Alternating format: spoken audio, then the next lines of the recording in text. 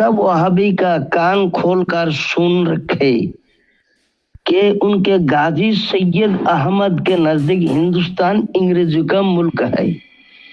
वहाबी का मुस्तनद मुअर्रिख मिर्जा हैरत गैर मुक़ल्लिद अपनी किताब हयात तैयबा सफ़ा नंबर 294 में लिखता है, लॉर्ड हेस्टिंग सैयद अहमद साहब की बेनजीर कारगुजारी से बहुत खुश था। दोनों लश्करों के बीच में एक खेमा खड़ा किया गया। इसमें 3 आदमी का वहां मुआहिदा हुआ। आमिर खान, लॉर्ड हेस्टिंग और सैयद अहमद साहब ने आमिर खान को बड़ी मुश्किल के शीशा में उतारा था। ये आमिर खान वही शख्स है जिसने अंग्रेजों का नाकों में दम कर रखा था। इसी शख्स को अंग्रेजी के एजेंट सैयद अहमद ने शीशा में उतारकर यानी झांसा देकर अंग्रेजों की हुकूमत का हामी और तरफदार बनाया, जिसके बायस अंग्रेज लॉर्ड हेस्टिंग सैयद अहमद साहब की इस किस्म के बेनजीर कारगुजारी से बहुत खुश होता था।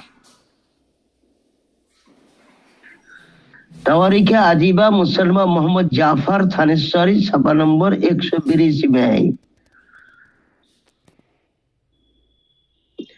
सैयद अहमद वहाबी के अमीरुल मोमिनीन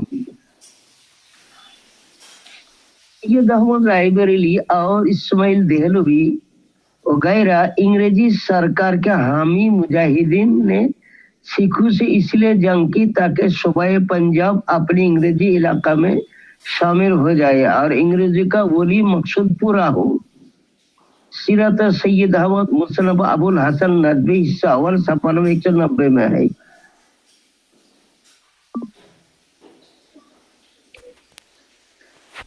इंग्रेजेर তৈরি করা খাবার সৈয়দ আহমদ রায়বরেলি খেয়েছিল।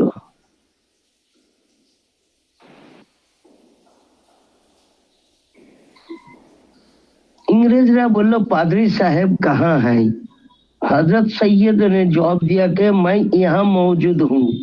अंग्रेज घोड़े पर से उतरा और टोपी हाथ में ली कश्ती पर पहुंचा। मेरा पुरसी के बाद 3 रोजे में मैं अपने मुलाजिम के यहाँ खड़ा कर दिए थे कि उसकी इत्तला करें। खाना अपने बर्तनों में मुंतकिल कर लिया। खाना लेकर काफिला में तकसीम कर दिया गया। वह अंग्रेज 2-3 घंटे ठहर कर चला गया। अंग्रेज का वफादार सिपाही देवबंदी का पेशवा अव्वल जनाब मौलवी इस्माइल साहब देहलवी, हजरत शाह वलीउल्लाह साहब मुहद्दिस देहलवी अलैहि रहमत के पोते और हजरत शाह अब्दुल अजीज साहब मुहद्दिस देहलवी रहमतुल्लाह के भतीजे निज सैयद अहमद रायबरेली के मुरीद थे। अपने पीर मियाँ की तरह मौलवी इस्माइल देहलवी अंग्रेज सल्तनत का कदम जमाने में जिस वफादारी का सबूत दिया वो उन्हीं का हिस्सा है। वहाबी का किताब तवारीख अजीबा। নাজমুল হক সাহেব ইতিহাস সম্বন্ধে অনভিজ্ঞ একজন ব্যক্তি। ভারতবর্ষ স্বাধীন করেছে কে এটাই ও সঠিকভাবে জানে না।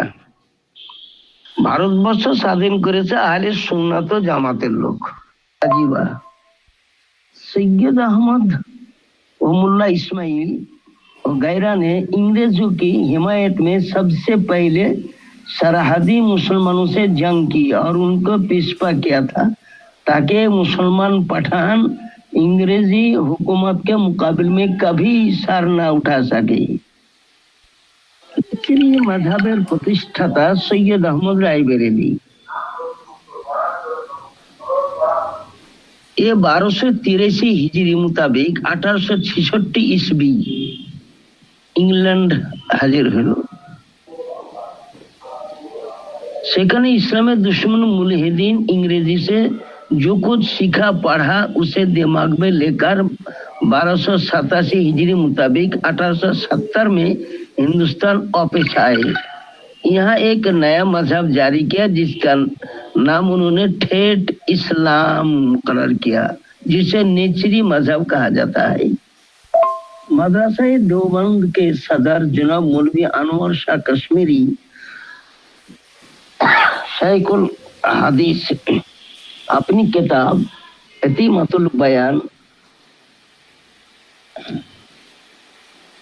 ওই তার 320 পৃষ্ঠাতে বর্ণনা লেখা সর সৈয়দ হুয়া রাজুলুন জিন্দিকুন মুলহিদুন আও জাহিলুন দল্লুন। সৈয়দ বেদিন মুলহিদ या जाहिल गुमराह। मौलवी रशीद अहमद गंगोही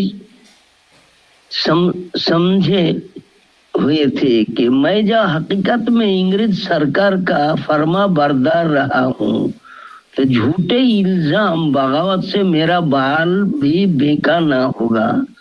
अगर मारा भी गया तो सरकार अंग्रेज मालिक है, उसे इख्तियार है जो चाहे करे।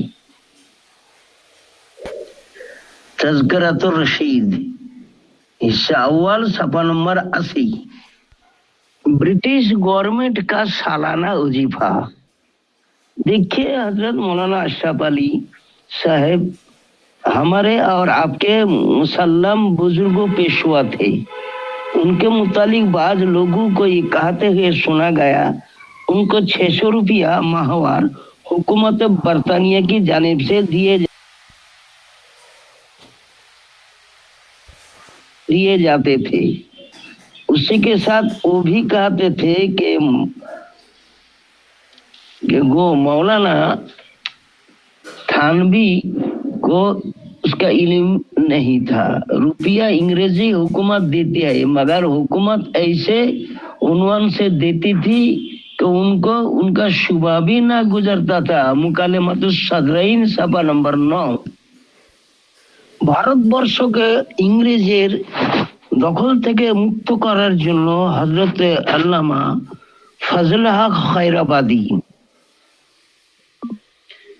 अल्लामा की जला वतनी और गरीबुल वतनी की शहादत पर जिस रंजो गम और अकीदत की इजहार किया, देखने से ताल्लुक रखता है।